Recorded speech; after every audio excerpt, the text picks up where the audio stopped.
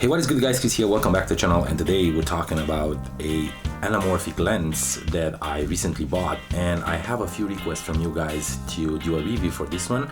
It's a short review. I'm not super savvy when it comes to anamorphic lenses, cinematography and videography. I'm only doing videos for my YouTube channel and from time to time for my family and my clients, but it's just like a light videography, not super in-depth. So whatever I got and whatever I found out with the lens, it's what you guys will actually find out today from me.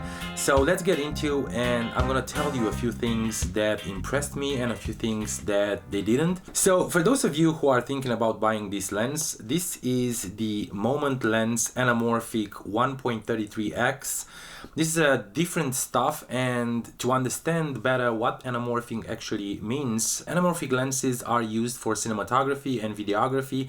They're used on huge stages, on huge sets, to film amazing movies that you guys are enjoying that much. It's a different format.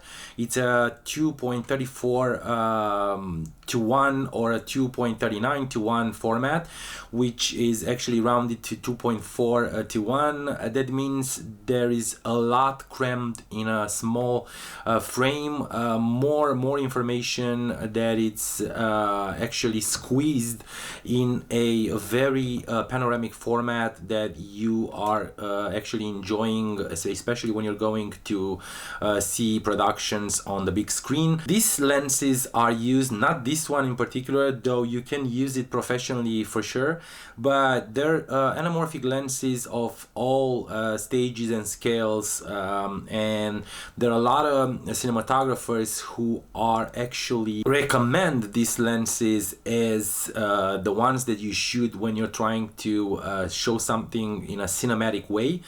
These lenses, as you probably noticed already, are squared, not circular, which means they create a different kind of image. I'm not sure if you can notice on the back of it, the lens is actually oval, not rounded on the back, which means it's gonna squeeze more in the frame on a larger and more wider format. This kind of look is spread all over the cinematography and videography these days. Even the YouTubers are using this for B-rolls, and it does look good. You get those black bars on the top, and everything is almost squeezed in a very thin band in the middle of the screen, but it does look like you're watching a real movie when you're watching YouTube videos, you know, and B-rolls that are made with these kind of lenses. Now this one in particular, let's talk a little bit about you know, the characteristics of this lens. First, I'm gonna tell you a few things about the design. It's built out of metal. It has a little bit of a heft to it, so it won't feel like the clip-on lenses that you're using on the phones from Amazon for 10 bucks. This one, it's an expensive lens. It costs around $150. I'm not sure if mom and shop actually offers any discounts at this time of the year, but I'm pretty sure that you can find it a little bit cheaper at some point. Like I said, it's super well built. The glass inside of it, it's high quality glass. You won't get any color tinting, any strange chromatic aberrations out of it. It does have, as you probably noticed already, that glare, that horizontal glare that every time when you're pointing this lens towards a source of light, it has to be a powerful source of light, and I'm gonna tell you more about this a little bit later. But every time you're pointing it to a source of light, it creates that horizontal blue line, that glare that makes you feel like you're watching a movie, a cinematic look indeed. So this lens, it's great for videography. It's you can shoot it on your phone, either iOS or Android.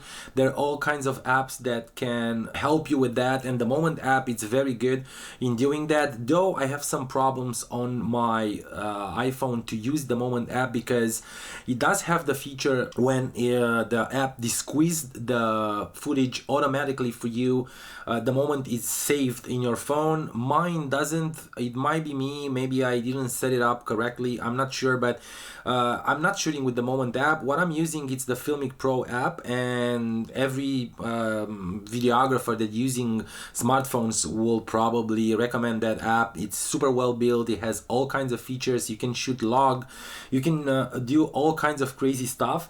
And this one on the Filmic Pro, they actually have the plugin inside of the app that will de-squeeze automatically the footage. Otherwise your footage is gonna look squeezed and kind of odd. Now the quality that comes out of this lens, it's amazing. Like I said, it's a very wide lens. You're gonna get more in the frame, which for some might be useful, for some don't. It depends on your type of shooting and type of movie that you want to create. For me, this lens, it's not super useful. I bought it not to test it, but to use it. Unfortunately, it doesn't fit in my workflow. I can't do much with it. I love the fact that I can shoot photography through it, and it's not only videography aimed. So you can do photography on it, and you have a huge area that can be in the frame using this lens, which practically looks like a panoramic shot every time you're shooting a photo with it. It's great, it's good. I'm not doing landscapes with my phone. I'm only shooting from time to time in different places where I travel, or if I'm getting in a place that I love the light or something like that, I'm gonna use my phone if I don't have the camera with me, which is very rare. But nonetheless, I think that this lens, if you have the money and you are willing to step up your game and do better videos and better photos, I think this lens will help you. Like I said, it depends on the type of shooting that you're doing, on your style. For me, I'm usually shoot a little bit more close up, a little bit with more depth of field. That means this lens, it's not very useful in my workflow. So I'm not gonna bash the lens in any way. The quality that comes out of it, the colors, the rendition, everything, it's beautiful. Like I said, there's so many apps now on the Apple Store or the Google Store that you can download.